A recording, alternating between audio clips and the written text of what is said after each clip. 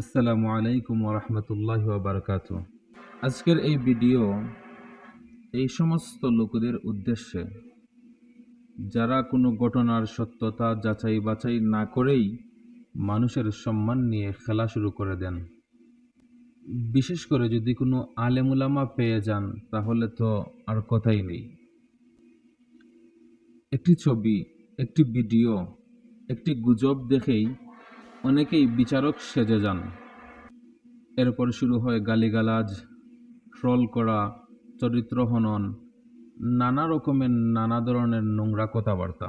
বিশেষ করে কিছু হলুদ মিডিয়া এবং কিছু আলেম বিদ্বেষী লোক ঘটনার সত্যতা না জেনেই না দেখেই এমনভাবে ভিডিও তৈরি করেন, এমনভাবে তাদের মতামত প্রকাশ করেন যেন রায় দিয়ে দেওয়ার অধিকার তাদেরই হাতে। তারাই যে কোনো সিদ্ধান্ত, যে কোনো রায় দিতে পারেন।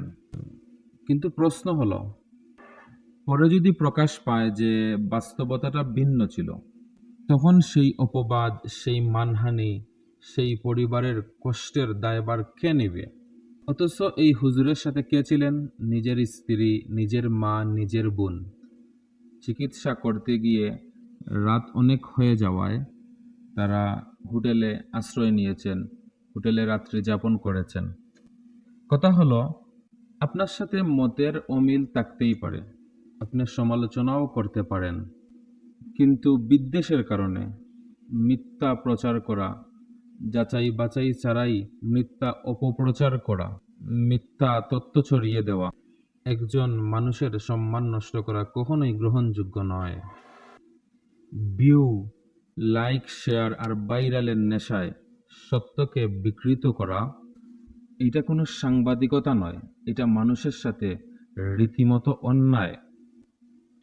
তাই যারা না জেনে না বুঝে গালিগালাজ করেছেন, অপমান করেছেন, বিদ্বেষ ছড়িয়েছেন, নিজেদের বিবেকের কাছে প্রশ্ন করুন, যদি একই ঘটনা আপনার নিজের সঙ্গে অথবা আপনার নিজের পরিবারের কারো সঙ্গে অথবা আপনার নিজের পরিবারের সাথে ঘটত, তাহলে আপনি কি করতেন? আপনি কি একই ধরনের আচরণ, একই ধরনের মন্তব্য মেনে নিতেন? মানুষের সম্মান নষ্ট করা খুবই সহজ, কিন্তু সেই সম্মান ফিরিয়ে দেওয়া অনেক কঠিন। আল্লাহ তাআলা আমাদের সবাইকে সত্য কথা বলার, সত্য যাচাই করার এবং অন্যের সম্মান রক্ষা করার তৌফিক দান করুন।